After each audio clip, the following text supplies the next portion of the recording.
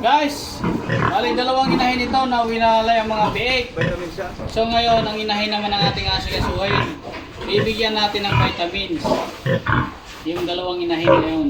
Tapos bukas, pag kumain sila, mayroon ng pamurga. Pupurgahin naman sila. Pinabukasan. Ngayon, vitamins.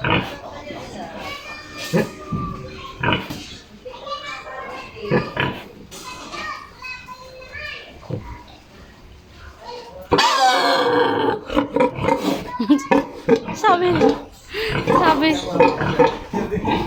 Parang nakasunod na sa laki eh. Sampit mo kaya siguro. Wala na katawan eh. Sakali no. Guys, ito yung pangalawang inahin.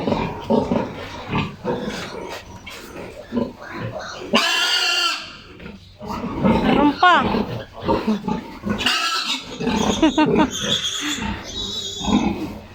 Dalawang inject.